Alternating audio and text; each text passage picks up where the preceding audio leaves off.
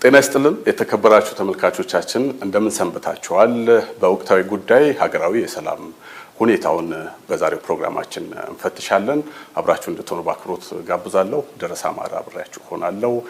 ለምናነሳቸው ጥያቄዎች ምላሽና ማብራሪያ ሊሰጡን እዚህ የሰላም ሚኒስትር አቶ መሐመድ እንድሪስ ይገኛሉ። ከሳቸው ጋር ነው ቆይታ የምናደርገው። አቶ መሐመድ በቅድሚያ ፍቃዶ ስለሆነ ለጊዜዎትም በጣም አመሰግናለሁ። እኔም በጣም አመሰግናለሁ። መልካም እንግዲህ ቀደም ሲል ለማስተዋወቅ እንደሞከርኩት ዛሬ የሀገራዊ አሁናዊ የሰላም ሁኔታን ለመፈተሽ እንሞክራለን። የተለያዩ ጥያቄዎችን እያነሳን አውዱን ያለውን ሁኔታ በሰፊው ለማየት ሙከራ እናደርጋለን። ግን ለመነሻ ይሆነን ዘንድ እንደው ሰላም ሚኒስትር አሁናዊ የኢትዮጵያ የሰላም ሁኔታን እንዴት ገምግሞታል? ምን አይነት ገጽታስ ነው ያለው በሚለው ብንጀምር ደስ ይለኛል። ኢትዮጵያ በጣም ሰፊ ሀገር ናት። ኢትዮጵያ ብዙ ክልሎች አሏት። እንደዚሁ ደግሞ ከተሞች አሉ፣ ህዝብ አለ። ሁሉ ነገር በጣም ሰፊ የሆነች ሀገር ስለሆነች ስለ ኢትዮጵያ የሰላም ሁኔታ ለመጥቀስ ጥቅል ከሆነ ግምገማ መግባታችን በፊት አሁን ያለውን ነባራዊ ሁኔታ ከጥቂት ጊዜ በፊት ከነበረው ሁኔታ ጋር ያነጻጸሩ ማየት ተገቢ ይሆናል ቢያስባለሁ። ስናቅ ለምሳሌ በኢትዮጵያ ውስጥ አንደኛው ክልል ትግራይ ክልል ነው። ትግራይ ክልል በከፍተኛ ግጭት ወይም ጦርነት ውስጥ ያለፈ ክልል ነው። እንደምናውቀው ምንም እንኳ በጦርነት ደረጃ መንግስት የበላይነቱን በያዘበት ጊዜ እንኳ ዘላቂ ሰላም ለማምጣት ሲባል በተደረገው ብስለትን መሰረት ያደረገ እርምጃ የፕሪቶሪያ ፒስ ፕሮሰስ ተፈርሟል። ያ የፕሪቶሪያ ፒስ ፕሮሰስ ከተፈረመ በኋላ ትግራይ አንጻራዊ ሰላም ነች። የህብረተሰቡ አኗኗር ወደ መደበኛ ህይወት የተመለሰበት፣ ተማሪዎች በብዛት ወደ ትምህርት ቤት የተመለሱበት፣ መሰረተ ልማቶች እንደገና የጀመሩበት፣ ከጦርነቱ ጉዳት ለማገገም ብዙ እድል የሰጠ ሁኔታ ነው ያለው እና በጊዜውም የነበረው ጊዜያዊ አስተዳደርም ሲሰራው የነበረው ይህ ነገር ነው። አሁን ላይ ከሚታዩ የፖለቲካ መሳሳቦች አልፎ አልፎ በአንዳንድ የፖለቲካ ግሩፖች እየወሰዱ ያሉት ምናልባት ከሚያሳዩት አደገኛ የሆኑ አዝማሚያዎች ውጪ ትግራይ ሰላም ናት። ሰላም እንድትሆን መንግስት የፌደራል መንግስትም ሁል ጊዜ የሚወስነው ውሳኔ የህብረተሰቡን ሰላም ታሳቢ ያደረገ መልኩ እየወሰነ ነው የመጣው። ማለት አንዳንዴ መስመሮች ከህግና ከስርዓት አንጻር እንኳ ለየት ባለ መንገድ መታየት የሚችሉትን እንኳ ሳይቀር ለህብረተሰቡ ሰላም ሲባል ሰላም ሊያጸኑ የሚችሉ እርምጃዎች ነው እየተወሰዱ ያሉት። አሁንም በመንግስት ያለው አዝማሚያ ወይም ፖለቲካል ቁርጠኝነት የክልሉ ህዝብና ክልሉ ሰላም ሆኖ የሚቀጥልበት እንደ ሌሎች ወንድም ኢትዮጵያውያን በጋራ ሆኖ ሀገር የሚለማበትን ሁኔታ ለመፍጠር ነው የሚያስችለው። ሁለተኛው በቅርብ ጊዜ እንደ ሰላም እጦት በጣም ከሚታይበት ክልል አማራ ክልል ነው። አማራ ክልል የዛሬ 2 ዓመት አካባቢ የነበረው ሁኔታ እናውቃለን። የክልሉ መንግስት የተለያዩ ታጣቂዎች በክልሉ አሉ የሚባሉትን ከተሞች፣ ወረዳዎች በአብዛኛው በማለት በመቆጣጠር በኃይል በመቆጣጠር የፍላጎታቸውን ለማስፈጸም ሲጥሩበት የነበሩና ከፍተኛ የሰላም መደፍረስ የነበረበት ክልል ነው እና በክልሉ ውስጥ የነበረውን ሁኔታ እንመለከታለን። 2 ዓመት ሙሉ በተሰሩ ስራዎች ህብረተሰቡ ሁኔታውን በሙሉ በማስተዋል ባየው፣ እንደገና ደግሞ እነዚህ ታጣቂ ኃይሎች ይዘነዋል በሚሉት ጥያቄ እና ጥያቄያቸውን እናስመልሳለን በሚሉት መንገድ ላይ እየፈጠሩት ያሉት ሁኔታን በመመልከት ከእለት እለት የሰላም ሁኔታው በጣም እየተሻሻለ መጥቶ አሁን ባለንበት ሁኔታ ላይ ይገኛል። አሁን ያለንበት ሁኔታ ስንመለከት ለምሳሌ አማራ ክልል 22 ዞኖች አሉት። እነዚህ አሁን ከተሞች ትላልቅ ከተሞች የምንላቸው 8 አሉ። እነሱ በጣም ሰላማዊ ናቸው። 22 ዞኖች የዞን ከተሞች ሰላማዊ ናቸው። 265 ወረዳዎች አሉ። ከነዚህ ወረዳዎች ውስጥ የመንግስትን ፕሬዘንስ ሙሉ ነው ብለን መናገር የማንችላቸው አንድ በከፊል አንድ ደግሞ ከከፊል ከፍ ባለ መልኩ የመንግስት ፕሬዘንስ የለበትም የምንላቸው 2 ወረዳዎች ናቸው። እንግዲህ ከ265 ወረዳዎች መንግስት ራሱን መትከል ችሏል ማለት ነው የክልሉ መንግስት። በዛ ውስጥ ከክልሉ ወረዳዎች ውስጥ በታች ደግሞ ከ4000 በላይ ቀበሌዎች አሉ። ከዚህ ውስጥ ከ80% በላይ ባሉት ሙሉ ለሙሉ መዋቅሮቹ ወደ ነበሩበት ተመልሰው አጠቃላይ መሰረታዊ አገልግሎት እየሰጡ ነው ያሉት።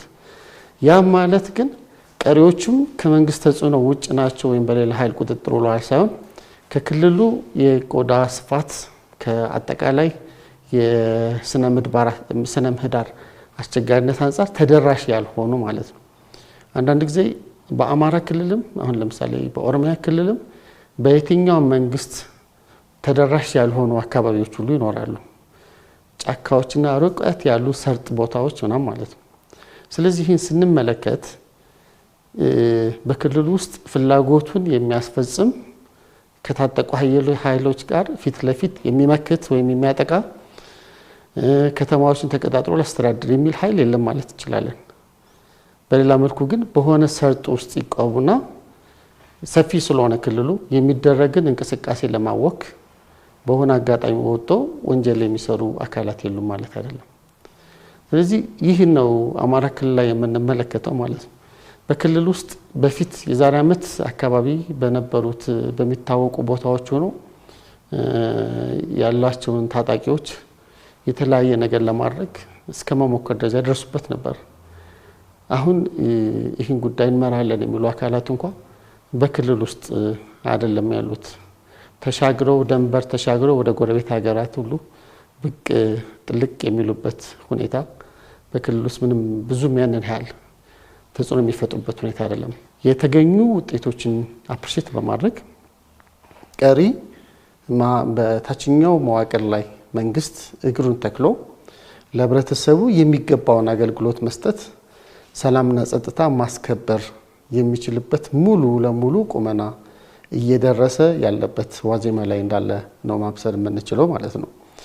ይህ ሲሆን ለምሳሌ እንቅስቃሴዎችን ስንመለከት እንቅስቃሴዎች ላይ ማረጋገጥ የሚቻለው አንድ የጸጥታ ተቋም አይደለም። ለምሳሌ ዞኖች በሙሉ ቁመና ላይ፣ ወረዳዎች በሙሉ ቁመና ላይ፣ ቀበሌዎች በሙሉ ቁመና ላይ ሲባል የነዚህ ድምር ውጤት ነው አጠቃላይ የክልሉ ጸጥታ ጉዳይ የሚባለው ማለት ነው። ስለዚህ በክልል ውስጥ ይህ እንዴት ውጤት ተገኘ ብለን ስንመለከት አንደኛ የክልሉ መዋቅር ራሱን አደራጅቶ ቁርጠኛ ሆኖ የአመራር አንድነት ፈጥሮ እስከታች የሰራበት ሁኔታ ስንመለከት ጠንካራ ነው። ሁለተኛ የክልሉ የጸጥታ መዋቅር ራሱ የማረጋገጡ ጠንካራ ሆኖ ወደ ነባር አቅሙ ተመልሷል። ሶስተኛ እነዚህ የህዝብ ጥያቄ ይዘናል የሚሉ በሌላ መልኩ ደግሞ ለህዝብን ብሶትና መከራ የሚያበዙ አካላት በህብረተሰቡ ላይ በፈጠሩት ሰቆቃ መሰረት ህብረተሰቡ በዚህ መንገድ የትም እንደማይኬድ ያውቃል። በአካሄድ በዚህ ዘመን በጣም ትራዲሽናልና ኋላ ቀር በሆነ መንገድ የመንግስትን ስልጣን ለመግደርደር መሞከር ጊዜውም ሁኔታውም የማይፈቅድበት ዘመን በመሆኑ ማለት ነው። ሶስተኛው ክልል ስንመለከት ብዙ ጊዜ የምናመለክተው የኦሮሚያ ክልል ነው። የኦሮሚያ ክልል በፊት ከነበረበት ፈተና አንደኛ በተወሰዱ ፖለቲካዊ ውሳኔዎች ማለት በትጥቅ ላይ የነበሩ አካላት በሰላም ጥሪን ተቀብለው በመግባታቸው፣ ሁለተኛ የክልሉ መንግስት ጠንክሮ ታች ድረስ መዋቅር ላይ በመስራት በተለይ ቅርብ ጊዜ ቀበሌ መሰረት ያደረገ የመንግስት መዋቅርን ማጠናከር የሄደበት ርቀት ፕሬዘንሱ በጣም ጠንካራ እንዲሆን አድርጎታል። ስለዚህ አሁንም በኦሮሚያ ክልል በፊት ከነበረው ሁኔታ እየጠፋ የሰላም ሁኔታ እየተረጋገጠ መጥቶ ጥቂት ፖኬት ኤሪያዎች ላይ ብቻ ናቸው ፈተና የሚሆኑት። እነዚህንም ግን ክሊር አድርጎ የህብረተሰብን እና ያጠቃለን የእንቅስቃሴ ሙሉ ለማድረግ ለተቀን እየተጋ ያለ ይሆናል። ከነዚህ ትናንሽ ኢንሲደንቶች ውጪ ሌሎች ክልሎችን መመልከት እንችላለን። ጋምቤላ በሁለት ወንድሞች መካከል የሚደረግ ተደጋጋሚ ግጭት ነበር። አሁን በጣም ሰላም ነው ያለው። ሶማሌ በጣም ክልሉ ሰላም ነው። አፋር ሰላም ነው። ደቡብ ኢትዮጵያ በደቡብ ኢትዮጵያ ላይ በአብዛኛው በፊት ከአደረጃጀት መዋቅር ጥያቄዎች ጋር ተነስቶ ሲነሱ የነበሩት ነገሮች ውሳኔ ስላገኙ አሁን ደቡብ ኢትዮጵያም ደቡብ ምዕራብም ማዕከላዊ ኢትዮጵያም ሲዳማ ክልል ሁሉም ጸጥታቸው የተጠበቀ ነው። በሌላ መልኩ ቤኒሻንጉልን እንመልከት። እሱም ጸጥታው የተከበረ ነው። ሀረሪም ሀረር ናት እንደምናውቀው ማለት ነው። ሰላማዊ ቀጠና ነው። ድሬዳዋም እንደዚሁ ነው። በሌሊት ሁሉ እንቅስቃሴ የሚደረግበት አዲስ አበባም እየኖርንባት ያለች ከተማ ናት። ስለዚህ እነዚህ ናቸው ኢትዮጵያ የሚባሉት። ስለዚህ እነዚህን ስንመለከት አሁን ባለንበት ሁኔታ በእነዚህ በአማራና በኦሮሚያ ካጋጠሙ ውስን የጸጥታ በጣም ውስን የጸጥታ ሁኔታዎች ውጪ ሌሎች አካባቢዎች ላይ አክቲቭ የሆነ አሁን ሰብአዊም ቁሳዊም ጉዳት እያደረሰ ያለ ኮንፍሊክት የለም። ከዚህ በፊት የነበረው በአፋርና በሶማሌ ወንድም ህዝቦች መካከል ሲደረግ የነበረው ኮንፍሊክት ከአንድ ዓመት በላይ አልፏል። በግጭት ቀጥተኛ ግጭት ሰዎች ህይወት ከመጥፋታቸው የወጣ ማለት ነው። ይህን ዘላቂ ሰላም ለመስጠት ለማድረግ እየተሰራ ነው ያለው። ስለዚህ ፋክቱን መሬት ላይ ተመስርተን ስንናገር ኢትዮጵያ በአንጻራዊነት በጣም በጣም በጣም በጣም የተሻለ የሰላም ኢንቫይሮንመንት ነው ያለ። ቀጥሎ ያለው ፌዝ ሰላምን የማጽናት እና ዘላቂ ሰላምን የማረጋገጥ ጉዳዮች ግን በየቦታው ተቀናጅቶ መስራት እንደሚያስፈልግ እናምናለን። መልካም። ይህ በእንዲህ እንዳለ እንግዲህ በተለያዩ መገናኛ ብዙሃን የሚሰራጩ መረጃዎች አሉ። በተለይ የዚህ የሐሰተኛ መረጃ ስርጭቱ በዛው ልክ በጣም በሰፊው የምንመለከትበት ሁኔታ እንደ ሀገር ተፈጥሯልና ይሄ ደግሞ በሀገር ውስጥም በውጭም ያሉ ኢትዮጵያውያን ስለ ሀገራቸው የሰላም ነባራዊ ሁኔታ ላይ ያላቸው እይታ የጠራ እንዳይሆን ያደርጋልና ከዚህ ጋር ተያይዞ ደግሞ እንደው በተለይ እንደ ሰላም ሚኒስቴር በሀገር ውስጥም በውጭ ያሉ ዜጎች ስለ ሀገራቸው የሰላም ሁኔታ የጠራ ገጽታ የጠራ ምስል እንዲኖራቸው ከማድረግ አኳያ ምንድነው የተሰራው ስራ? አሁን ያለንበት ነባራዊ ሁኔታ ብዙዎቹ የሚሉት ይሄ ድህረ እውነት የሚሉት ነባራዊ ሁኔታ ነው። ያ ማለት ፐርሰፕሽን የበለጠ ማተር ያደርጋል በሰዎች አእምሮ ላይ የሚፈጠረው ምስል ማለት ነው። ይህ ምስል ደግሞ በፈለከው መልኩ መቅረጽ የምትችልበት እድል አለ። አሁን ያለው የዘመናዊ ቴክኖሎጂ መስፋፋት ሚዲያ ላይ የነበረን ቁጥጥር ወደ ግለሰብ አምጥቶታል። ዛሬ ማንኛውም ቴሌፎን የያዘ አካል ሚዲያ መሆን ይችላል። አሁን ባለበት ሁኔታ ህጋዊ አይደለም ግን ሚዲያ መሆን ይችላል። አሁን አንዱ ትልቁ ጉዳይ መረዳት ያለብን ነገሮች በሶስት መንገድ ሊፈጠሩ ይችላሉ። አንደኛው በአቅም ማነስ ሊፈጠሩ ይችላሉ። አሁን ሐሰተኛ መረጃዎች በአቅም ማነስ ነው የሚፈጠሩት። ሁለተኛው በቸልተኝነት ወይም ስርዓት ካለመኖር ሊፈጠር ይችላል። ሶስተኛው በአቋም ነው የሚፈጠረው። አሁን በኢትዮጵያ ውስጥ የኢትዮጵያን ሰላም ገጽታ አሉታዊ በሆነ መልኩ መቅረጽ የመንግስትን የማድረግና የቅቡልነት ደረጃ የሀገረ መንግስቱን ተጽዕኖ ለመፍጠር በሀገር ውስጥም በውጭም ያለው የሀገሪቱን ገጽታ ለማጠልሸት የሚሰራው ስራ ሆን ተብሎ ታቅዶ አቋም ተይዞ ዳታ ተቀነባብሮ እና በጋራም ተቀናጅቶ የሚሰሩት ስራ ነው።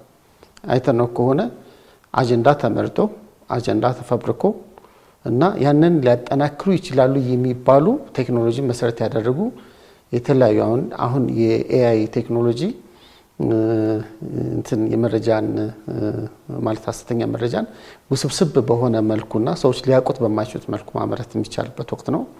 እሱ ተደርጎ አጀንዳ ተደርጎ የሚሰራበት ነው። ያ ማለት የመንግስትን ቻሌንጅ የማድረግ መንግስትን እንትን ለማድረግ የአንደኛው የትግል ስትራቴጂ ሆኖ የተቀመጠ ነበር። መሬት ላይ የሚደረጉ ጥረቶች ነበሩ። የመንገድ ላይ መሬት ላይ የተገኙ ትናንሽ ውጤቶችን አምፕሊፋይ በማድረግ የመንግስትን አቅም ደካማ በማድረግ ሰዎች ማይንድ ውስጥ ወይም ሰዎች አእምሮ ውስጥ ፍርሃት እንዲፈጠር በማድረግ ፍርሃት ደግሞ እንቅስቃሴን እንዲገድብ በማድረግ እና የሚፈጠሩ ትናንሽ ኢንሲደንቶችን በጣም ደጋግሞ በማሰማት መንግስት አገር ውስጥ የሰላምና የጸጥታ ሁኔታ የደፈረሰ ነው ብሎ ሰው ከቤቱ ወጥቶ የሆነ ቦታ 40-50 ኪሎ ሜትር ለመሄድ እንዲሰጋ ስጋት የወለደው ሪዘርቬሽን ወይም እንቅስቃሴ ራሱን ከእንቅስቃሴ እንዲገድብና ራሱን ከእንቅስቃሴ ከገደበ በኋላ የተገደብኩት ጸጥታ ስለሌለ ነው የሚል ምክንያት ለአእምሮ እንዲሰጥ በተቻለ መጠን ሌት ተቀን ነው እየተሰራም የነበረው ማለት ነው። ይህ ደግሞ መሬት ላይ በሚደረጉ ድራማዎች፣ ሁኔታዎች እና በተለያዩ ሁኔታዎች ታግዞ ያን መፍጠር ማለት ነው። ያ ማለት በሰዎች ማይንድ ውስጥ በሰዎች ስነልቦና ውስጥ አንድን ሀገር ማፍረስ ከቻልክ አንድ ስርዓት ማፍረስ ከቻልክ ከዛ በኋላ በአካል ማፍረስ ቀላል ነው ከሚል የተሳሳተ ግንዛቤ ላይ በመነሳት ሲሰራ የነበረ ነገር ነው። ለዚህ ነው አንዳንድ ጊዜ አንዳንድ ከውጭ የሚመጡ አካላት ኢትዮጵያ ውስጥ በሚመጡበት ጊዜ የመጀመሪያ ቀን የሚያሳዩት ባህሪና ከሳምንት በኋላ የሚያሳዩት ባህሪ ይለያያል። የመጀመሪያው ባህሪ በፍርሃት ውስጥ ነው የሚንቀሳቀሱት ቢኮዝ ውስጣቸው ላይ የተፈጠረ ሁኔታ ስላለ ማለት ነው። ስለዚህ በአንድ በኩል እነዚህ ሐሰተኛ መረጃን የሚፈጥሩ አካላት እና ኔጌቲቭ ዜናዎችን የሚያሰራጩ አካላት የራሳቸው ፕሪቪሌጅ አላቸው። አንደኛ ፕላትፎርሙ አሁን ያሉት የሶሻል ሚዲያ ፕላትፎርሞች ዜና ሊሆኑ የሚችሉት ለምሳሌ ሀገር ሰላም ነው ዜና አይደለም። አንድ ሰው ተገደለ ግን ዜና ነው። ለምሳሌ ሰው መገደሉን ለማሳነስ ፈልጌ አይደለም። ግን ኔጌቲቭ የሆኑ ኢንሲደንቶች ወይም ከኖርማል ከሆኑ ጉዳዮች ወጣ ያሉ ጉዳዮች በቀላሉ ቫይራል የመሆን እድል አላቸው። ሁለተኛ ደግሞ ይህን የሚሰራ አካል እንደ ፕሮፓጋንዳ የሚሰራ አካል ምንም የሞራል ግዴታ የለበትም፣ ፕሩቭ የማድረግ ግዴታ የለበትም፣ ምንም ማድረግ ግዴታ የለበትም። ዛዘር ሳይድ ደግሞ መንግስት ደግሞ ማሳየት የሚችለው ለህብረተሰቡ ቃል የገባውን ነው። ስለዚህ በሆነ ህግና ሞራል የታጠረ አካልና ህግና ሞራል በማይገዛቸው አካላት መካከል የተደረገ ኮንፍሮንቴሽን ነው። ለዚህ ነው ለምሳሌ አንዱን ሐሳብ አንድ ሰው የሚናገረውን ሐሳብ ከአውዱ አውጥተው ከጊዜው ነጥለው ፖለቲካሊ ጥቅም ይሰጣል በሚሉት መልኩ ከሌላ ሐሳብ ጋር አጣምረው የሆነ ምስል ለመፍጠር ሌት ተቀን ሲተጉምናቸው ማለት ነው። ይሄ የማቅረብ አቅማቸውን ቴክኖሎጂያቸውን የሚደረጉትን ሁኔታዎች በሙሉ ለሰዎች አእምሮ መረጋጋት ሳይሆን ከሰዎች አእምሮ መረጋጋት እንድጠፋ ሌት ተቀን የሚሰጉ ማለት ነው። ስለዚህ ረጅም ሰዓት በእንደዚህ አይነት ሚዲያዎች ላይ በቆየህ ቁጥር በፊት ለፊት የምታየውን ሪያሊቲ ትዘነጋለህ። ከውስጥህ ከአእምሮ ውስጥ የሚፈጠረው ሪያሊቲ ገዢ ሆኖ ስለሚታይ ለውሳኔህ መነሻ የሚሆነው እሱ ይሆናል። ስለዚህ ይሄ ሁኔታ አለ። ይህን ነገር አገር ሰላም ነው ብለህ አንድ ጊዜ ሁለት ጊዜ ወይም በተለያዩ ሚዲያዎች በሚያሳልፏቸው ሁኔታዎችን ብቻ የሚደረግ ጉዳይ አይደለም። ህብረተሰቡ የዚህ አካል በሚሆንበት ጊዜ ነው ለውጡ መምጣት የሚችለው ማለት ነው። ምክንያቱም አሁን ሚዲያዎች ይጥራሉ። ሚዲያዎች አንደኛ በተወሰነ ጊዜ ሪል የሆነ ፋክት ላይ ተመስርተው የሚሰሯቸው ስራዎች አሉ። እነዚህ አካላት ግን መጀመሪያ የሚሰሩት ራሱ ሰዎች ሚዲያዎችን የሚያዩበትን ፐርሴፕሽን ነው የሚያዛቡት። ሚዲያዎቹ ሐቅን አያስተላልፉም፣ ሚዲያዎቹ ለሆነ አካል ነው የሚያገለግሉት፣ ሰዎቹ ትክክል አይሰሩም ብለው የምታዳምጥበትን ልቦና የምሰማበትን ጆሮ እንዲደፈን ይሰራሉ። ከዛ እነሱ የሚሉትን ብቻ ይዞ በዛ አይነት መልኩ መሄድ እንዲቻል ማለት ነው። እንደምናቀው ይሄ ሆኗል ሲሉ ታስተነትላለ። ይህ ሐሰተኛ መረጃና ጥላቻ ንግግር መግታት የሚቻለው አሁን እንዳልከው መንግስት ሁሉም የመንግስት አካላት መረጃን ተደራሽ በማድረግ ትክክለኛ መረጃን ወቅቱን በጠበቀ መልኩ ማቅረብ ሲችሉ ነው። ማለት የሰላም ሚኒስቴር ይሄ ነው ብሎ በመግለጽ ብቻ ሳይሆን ሪል በሆነ መንገድ ማለት ነው። ለምሳሌ ዛሬ ጎንደር ኤግዚቢሽን አለ። ስለዚህ ያ የሚያመለክተው ሰላም መሆኑን ያመለክታል። ሌሎች ሰላማዊ እንቅስቃሴዎችን ሚዲያው ለዓለም ወይም ለሲያመለክት ነው። ሁለተኛው ደግሞ ህብረተሰቡ በራስ ላይ ነው ጉዳቱ።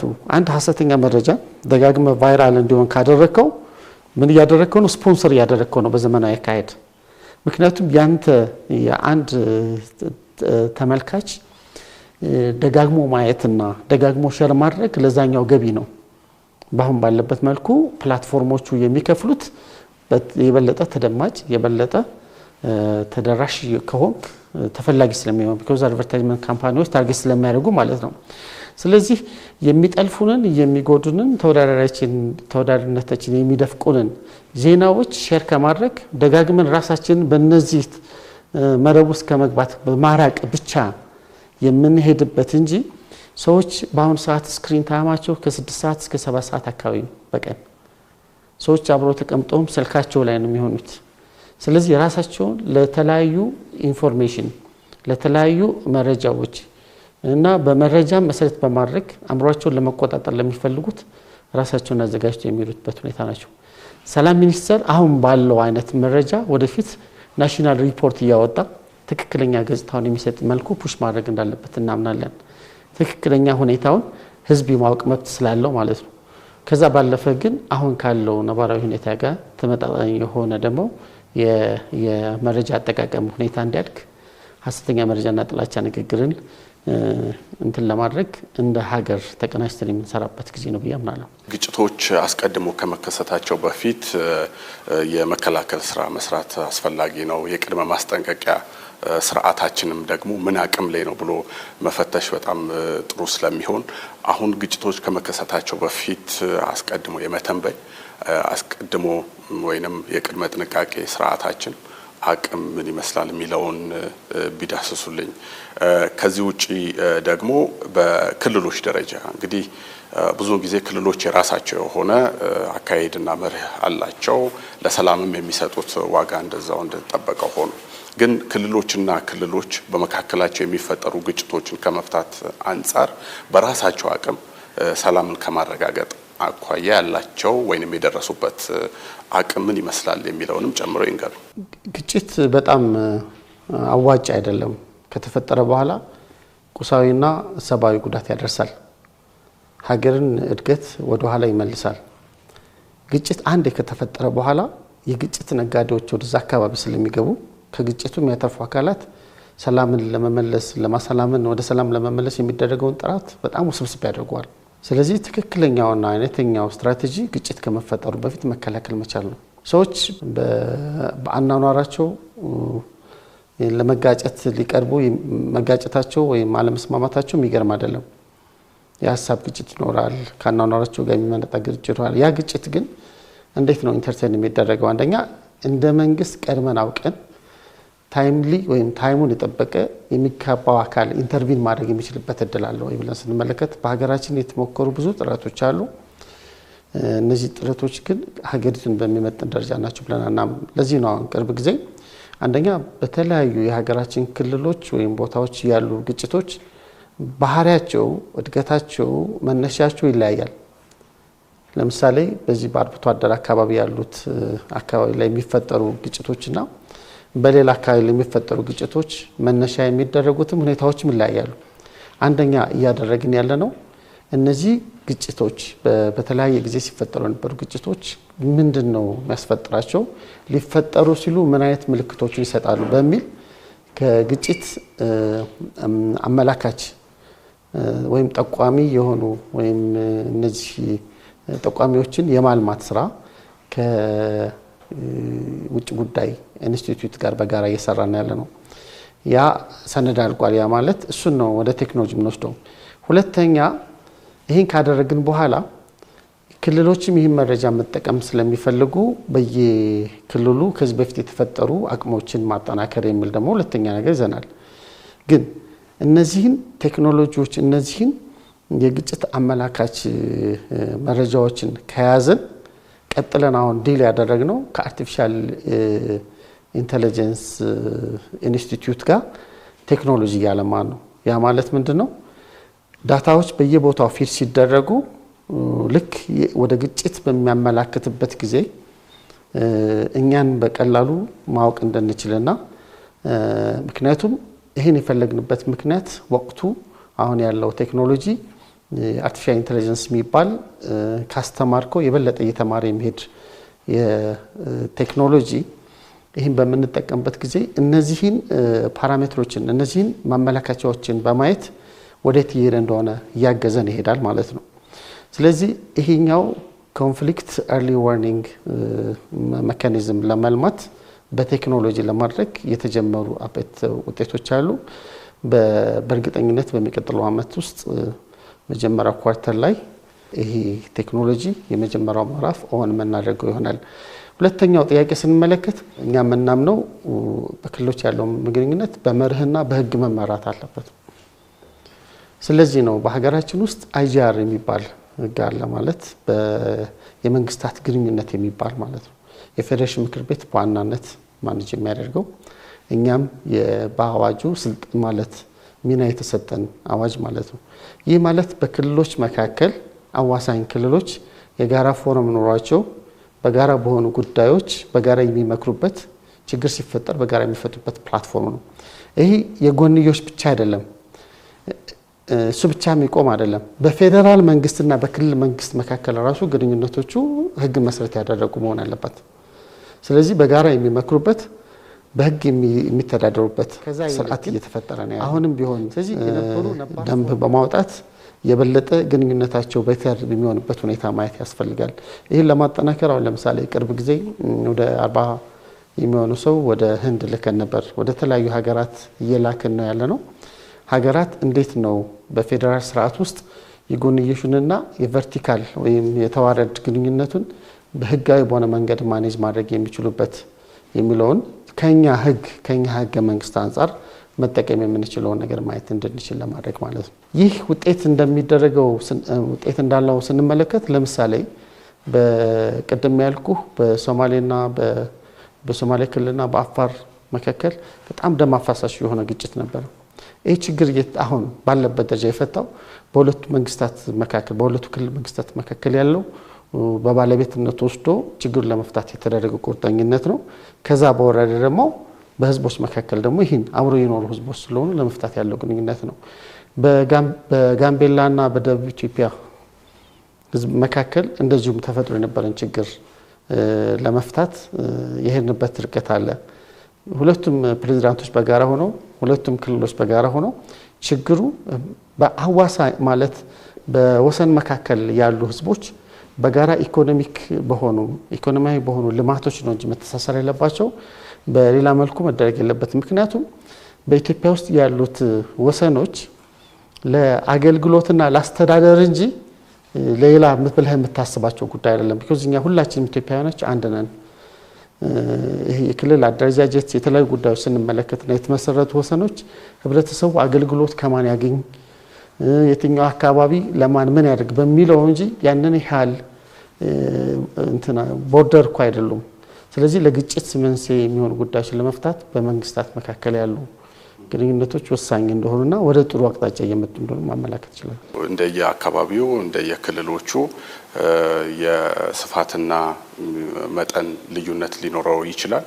የምንመለከታቸው ታጥቀው የሚንቀሳቀሱ አካላቶች እንዳሉ ይታወቃልና እነዚህ በአካባቢው ላይ በሚፈጥሩት የጸጥታ ስጋት አንድ፣ ሁለተኛ ነገር ደግሞ የምርት እንቅስቃሴ ስርዓትም እንደዚሁ በተገቢው ደረጃ እንዳይሳለጥ ከማድረግ አኳያ የራሱ የሆነ አሉታዊ አስተዋጽኦ እንዳለው ይታወቃልና እንደው ከነዚህ መለስ መንግስት ደግሞ የሰላማዊ አማራጭን አስቀምጧል።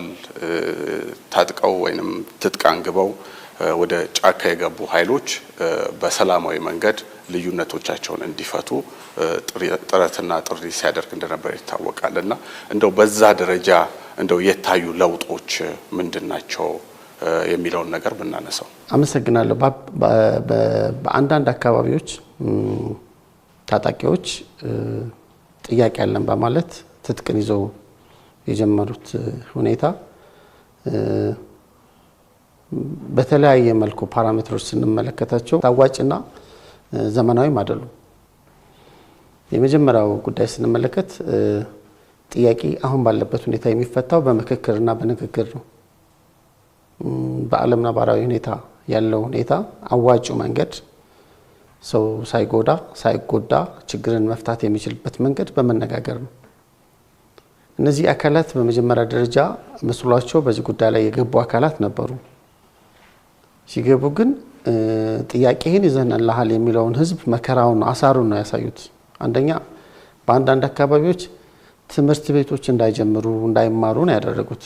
አንድ ማህበረሰብ የመወዳደር አቅሙ የሚመሰረተው ለትምህርት በሚሰጠው ትኩረት ነው። በምንም የማህበረሰብ ጥቅም እንጠብቃለሁ የሚል አካል ማህበረሰብ እንዳይማር ያደርጋል የሚለው ሁኔታ አብሮ አይሄድም፣ ተቃርኖ ነው በጣም።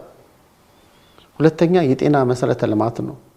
ከአኗኗራችን ጋር ተያይዞ በተለያዩ ቦታዎች ያሉት የጤና መሰረተ ልማቶች መሆናቸው ከቀጥታ ህይወታችን ጋር የተያያዘ ጉዳይ ነው። በእንደዚህ አይነት አካባቢዎች መጀመሪያ ላይ የተወለዱ ህፃናት እኮ ተገቢ የሚባሉ መብታቸው የሆኑን ክትባት እንዳያገኙ ነው የተደረገው። አስተማሪ በማስተማሩ መምህር በማስተማሩ ተማሪ በመማሩ የሚኮነንበት ሁኔታ የትኛውም ስለ ህዝብ የሚያስብ አቀንቃኝ ስለ ራስህ ማለት አንተ መሳሪያ ስለነሳ ወንድሜ ብለህ የምትለውን ሰው እንዳይማር ኢኮኖሚክ ተወዳዳሪነቱ እንትን ያደርግ ያመረተውን እንዳይሸጥ የምርት ግብዓት እንዳያገኝ ሸቀጥ ወደሱ እንዳይመጣ እና ሁሉም መሰረተ ልማት ወደ ኋላ ወደ ጋሪዮሽ እንዲመለስ የማድረግ ሁኔታ በፍጹም አይናበብም። ይሄ ብቻ አይደለም። እነዚህ ጉዳዮች እየቆዩ ሲሄዱ ወደ ኢኮኖሚ ፍላጎት እየጨመሩ ሄዱ። ቀደም እንዳልኩት ግጭቱን ወደ ኢኮኖሚ መጠቀሚያ የሚያደርጉ አካላት፣ በመሳሪያ ዝውውር የሚጠቀሙ አካላት፣ አጋጣሚውን ደግሞ እነዚሁ አካላት ራሱ ሰዎችን በማፈን በማገት ገንዘብ በማግኘትና ሀብት የማከማቻ ኢኮኖሚያዊ ጥቅም የማድረጊያ አካል ጉዳይ የማድረግ አዝማሚያዎች እየጨመሩ ሄዱ። ይህም በጣም በሁለቱም ክልል ላይ ያየናቸው መጥፎ ኤክስፒሪየንስ ኢኮኖሚያዊ ፍላጎቱ እየጨመረ መምጣቱ ነው። ስለዚህ አሁን የፖለቲካዊ ፍላጎት ያለው አርቲኩሌትድ ያለ የፖለቲካ ሁኔታ ያለው ኑ እንነጋገር፣ ጥያቄያችሁን ሰላማዊ በሆነ መንገድ አምጡ ሲባል መድረክ አይፈራም። መድረክ የሚፈሩ ሰዎች የመጀመሪያው ለመድረክ የሚቀርብ አይዲያ የሌላቸው ሰዎች ናቸው። ምክንያቱም አሁን ለምሳሌ አማራ ክልል ላይ የተፈጠረውን ነባራዊ ሁኔታ አላውራ ጥያቄዎች ያሉ ብሎ መሳሪያ ይዞ እንትን የሚሉ ሰዎች ነበሩ። ሀገራዊ ምክክር ኮሚሽን ሲመጣ ህብረተሰቡም በክልሉ ያለው መንግስትም ሆነ ማንኛውም አካል ጥያቄውን ለሀገራዊ ምክክር ኮሚሽን አቀረበ። እነሱ ጥያቄ የሚሏቸው ጉዳዮች በሀገራዊ ምክክር ኮሚሽን ከቀረቡ ጉዳዮች በታች ናቸው። ስለዚህ ጉዳዩ ይከንተን አይደለም ማለት ነው። ያ ማለት በፌደራል ደረጃም ስንመለከት መንግስት የሚነሳው ሀገር የህዝብ ናት ብሎ ነው የሚነሳው።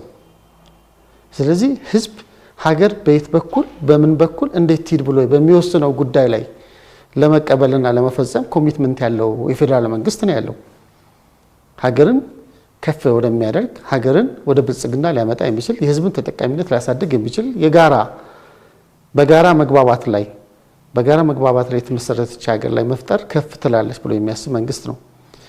ስለዚህ መንግስት የአማራ ክልልም የኦሮሚያ ክልልንም የትግራይንም የምንም በፊት ቦታ ላይ የሚፈጠሩ ችግሮችን ለመፍታት ሁለት ስትራቴጂዎችን ያስቀምጠው። የመጀመሪያውና ዋነኛው የሰላም ጥሪ ነው። ኑ እንነጋገር። አሁን ያለው ሁኔታ ቀላሉ መንገድ ራስን አሰቃይቶ ህብረተሰብን አሰቃይቶ ጫካ ውስጥ ገብቶ በማይሆን ህልም ውስጥ ከመቀመጥ ለምሳሌ ሐሳብ አለኝ የሚል አካል እዚሁ ቦሌ መጥቶ ፓርቲ አቋቁሞ ተመዝግቦ ከምርጫ ቦርድ ሐሳቡን ለህዝብ ሽጦ በሚኖረው ሀገራዊ ምርጫ ተወዳድሮ የፖለቲካ ስልጣን መያዝ የሚችልበት ፕላትፎርም ኦፕን ስለሆነ ያን አማራጭ ተጠቀሙ። አሁን ደግሞ ከመንግስት ጋር ጎደለብን የምትሉት ጉዳይ ካለ እንነጋገር፣ እንስጣችሁ፣ ግን የሰራነውን አናጥፋ፣ የበለጠን ስራ። ቢኮዝ ስንነሳ ከኋላ ከጎደለ ውስጥ ነው ያለነው። ጎደለ ብሎ የተነሳ አካል የበለጠ እንዲጎድል መስራት የለበትም። ጎደለ የሚባለው ነገር እንነጋገርና እንሙላው። ይህን ጥሪ የተቀበሉ ዋዝ የሆኑ ለምሳሌ ኦሮሚያ ክልል ላይ የተወሰዱ የህብረተሰቡን ሰላም እንዲያገኝ እድል ሆነዋል። ራሳቸው ዘመናዊ በሆነ መንገድ ፍላጎታቸውን ኢንተርቴን ለማድረግ እድል አግኝተዋል ማለት ነው። አማራ ክልል ላይም እንደዚሁ ነው። አማራ ክልል ላይ የተደረገው የሰላም ጥሪ፣ ሁለተኛ ራሳቸውም ሲመለከቱ ምንድነው ያደረግነው ያለነው ህዝባችን በዚህ ሁኔታ ላይ ውጤትስ ይመጣል ወይ?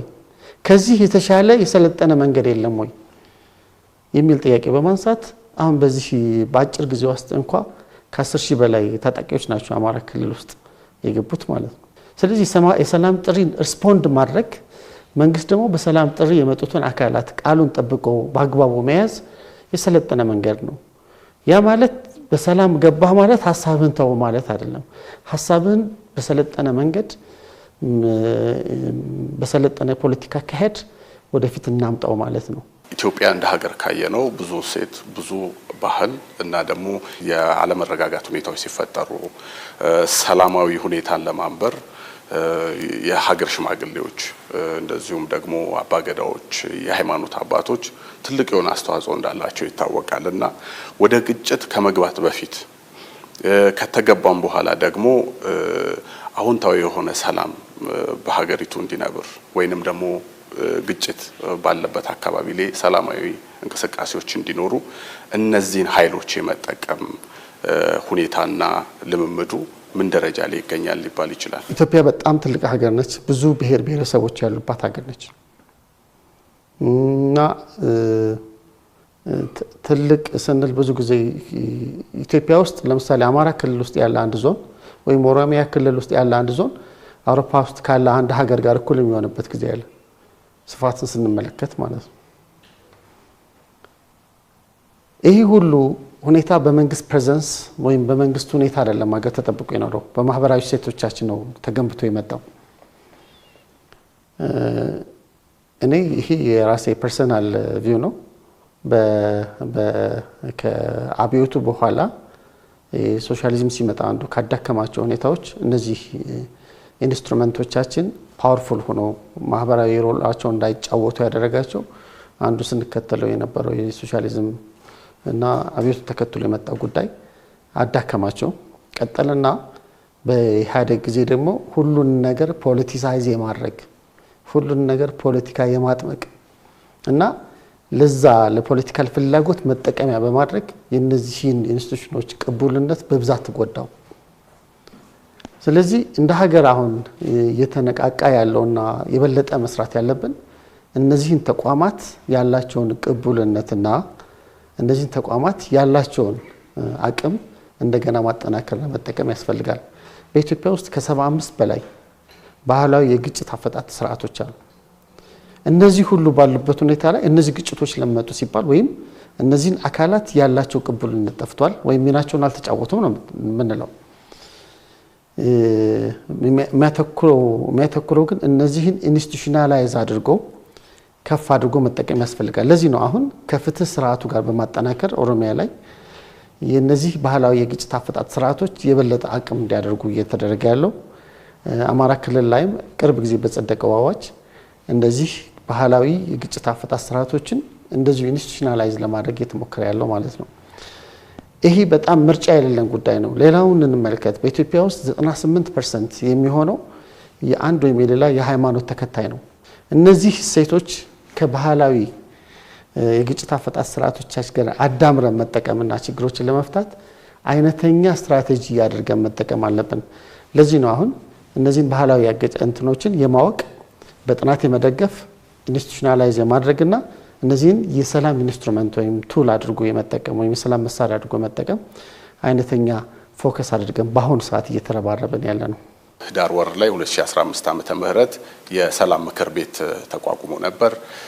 ይሄ የሰላም ምክር ቤት ደግሞ ቀደም ሲል ስንጠቅሳቸው የነበሩ ሶፍት ፓወር የሚባሉት በተለይ ሰላምን ለማረጋገጥ ትልቅ ፋይዳ ያላቸው እንደ ሃይማኖት አባቶች፣ የሀገር ሽማግሌዎች፣ አባገዳዎች፣ ሀደ ሲንቄዎች እና ሌሎችም በሰላም ዙሪያ የሚሰሩ ሀገር በቀል የሆነ እውቀት ያላቸውን አካላት ያቀፈ ምክር ቤት እንደሆነ ይታወቃልና እንደው ሰላም ጠባቂ ማህበረሰብ ከመፍጠር አኳያ እንደው የመጣ ለውጥ ካለ እዚህ ላይ የተወሰነ ነገር ቢሉ።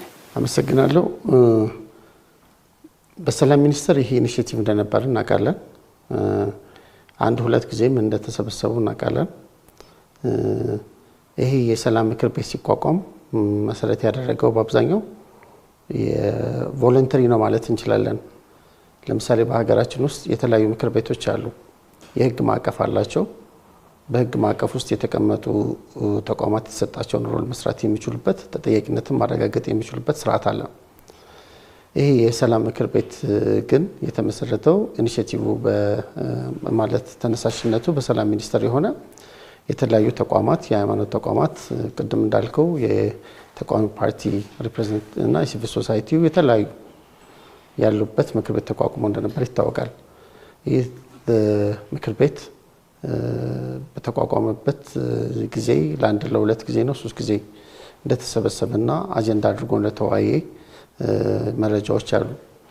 ይህን ግን በትክክለኛ ቅድም እንዳልነው የህግ ማዕቀፍ በመስጠት ኢንስቲቱሽናላይዝ በማድረግ ተቋማት በሚሰራቸው ስራዎች ውስጥ ሰላምን አንድ ኤሌመንት አድርገው እንዲያዩ አንድ መነሻ የሚያደርጉ ተቋማት በየአካባቢ በሚያደርጉት እንቅስቃሴ ይሄ ኮንፍሊክት ሴንሲቲቪቲ የሚባል ግጭት ከባባሽ የሆኑ ትምህርት ቤት ሰርተህ እኮ ግጭት ታባብስ ትችላለህ። ግጭት አባባስ ከመሆን ለመቆጠብ የሚያስችሉ የጋራና የተቀናጀ እንቅስቃሴ ማድረግ የሚያስችል ሁኔታ ለመምራት የሰላም ጥረቶቻችንን በፖሊሲ መምራት እንዳለብን አምነን እኛውን ርብርብ ያደረግን ያለነው የፖሊሲ ስራው ላይ ነው። ያ ማለት ግን እነዚህ የፒስ ስትራክቸሮች ከሰላም ምክር ቤቱ በተጨማሪ በሃይማኖት ተቋማት የተፈጠሩ ኢኒሼቲቮች አሉ። በየዩኒቨርሲቲዎች የሰላም ክበቦች አሉ። በሃይ ስኩል አለ።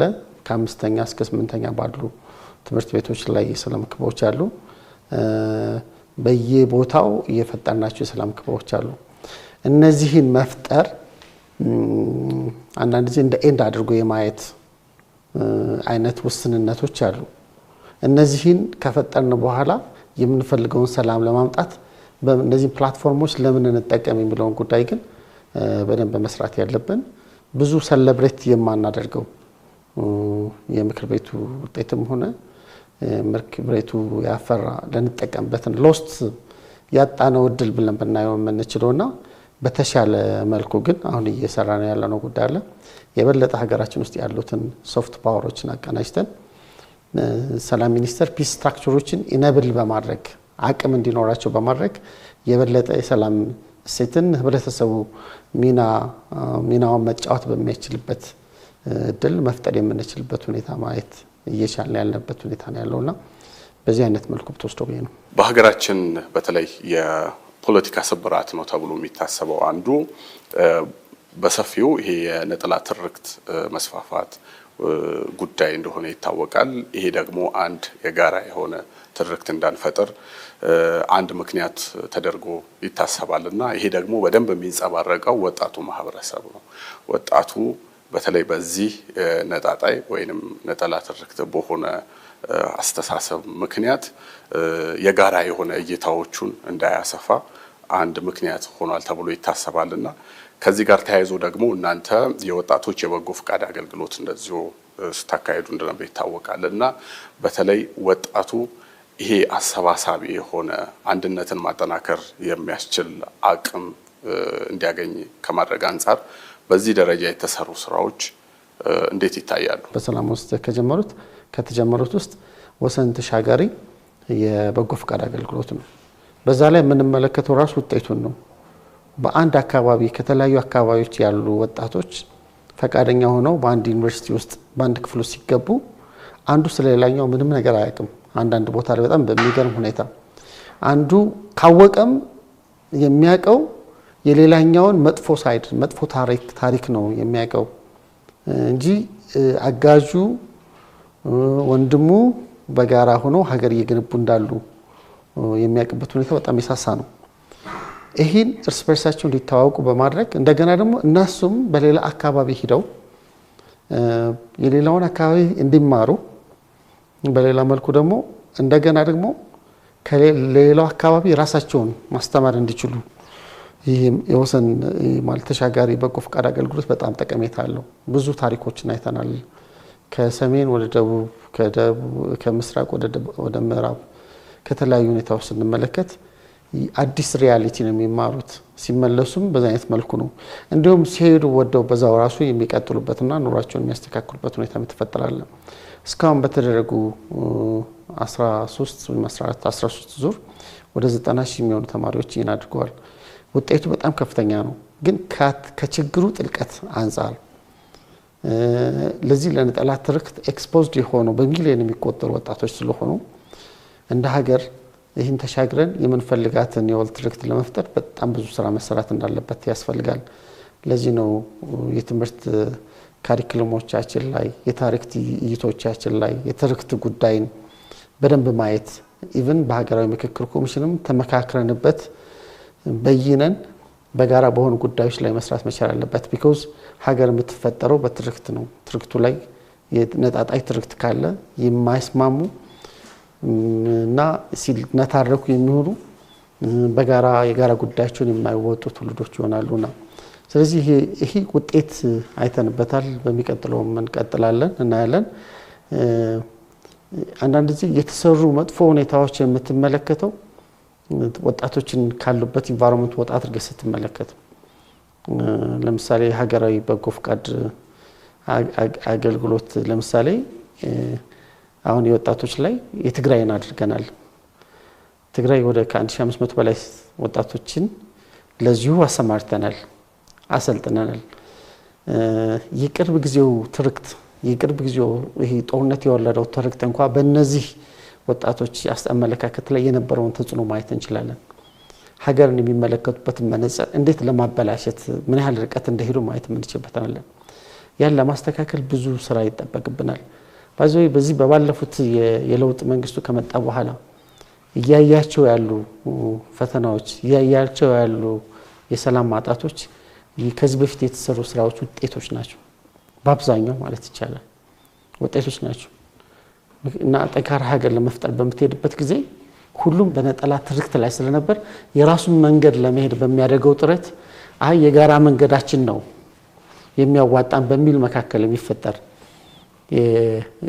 እይታ ነው ብዙ ነገሮች የተፈጠሩና ይሄን ማየት ይችላል። ሰላም ሚኒስትር ለሰላም እንደሚሰራው መጠን ምክክር ኮሚሽኑም ደግሞ የሰላም አማራጮች አንዱ መንገድ እንደመሆኑ መጠን እንደው ከገለልተኝነቱ እንደተጠበቀ ሆኖ እናንተ የምታደርጉት ድጋፍ ምን ይመስላል? በምን መልኩ ነው እገዛ እያደረጋችሁ ያላችሁት የሚለውን ላንሳ። ሀገራዊ ምክክር ኮሚሽን የሀገርና የኢትዮጵያና የሕዝቦቿ ፕሮጀክት ነው። መንግስት ይህ ፕሮጀክት እንዲሳካ ሰፖርቲቭ ሮል ነው ያለው ራቅ ብሎ ማለት ነው። የሰላም ሚኒስትርም አስፈጻሚ መስሪያ ቤት ስለሆነ ከዚህ ተቋም ጋር የሚኖረው ግንኙነት መርህን መሰረት ያደረገ ነው። ውጤቱ ግን ለዚህ መስሪያ ቤት በጣም ትልቅ ጥቅም አለው። አሁን እየተጨቃጨቅንባቸው ያሉት ጉዳዮች ዛሬ ላይ የተፈጠሩ አይደሉም። የመጣንበት የፖለቲካ ታሪክ የወለዳቸው ብዙ ሁኔታዎች እንደ ሀገር ውይይት የሚያስፈልጉን ጉዳዮች ናቸው ዛሬ ያጨቃጨቁን ያሉት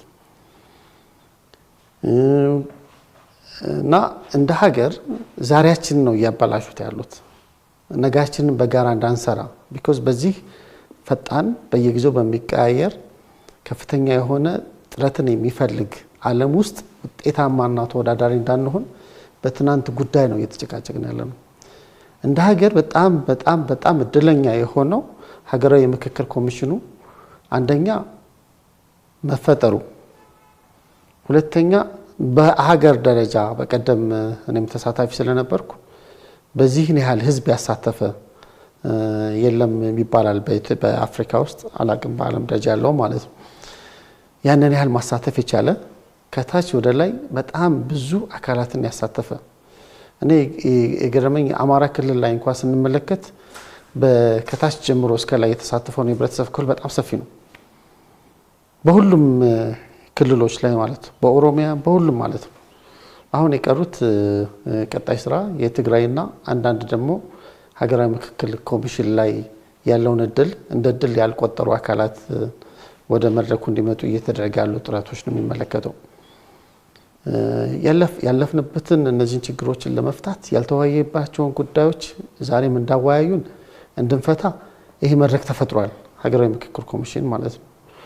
ትናንት ለተፈጠሩ ችግሮች በሂደቱ ለነበሩት ሁኔታዎች ደግሞ ሌላ መላ ተፈጥሯል፣ የሽግግር ፍትህ የሚባል ማለት ነው። እነዚህ ኢንስትሩመንቶችን በምንፈልጋቸው ሁኔታዎች ከተፈጠሩ ትናንት ላይ ቋጭተ ነው ዛሬ ላይ ቋጭተ ነው ስለ ነገ ብቻ መሄድ የምንችልበት ሁኔታ ነው ያለው። በዚህ ሁኔታ ውስጥ ትልቁ መርህ የሚነሳው ሀገር የህዝቦቿ ነው ከሚለው ነው።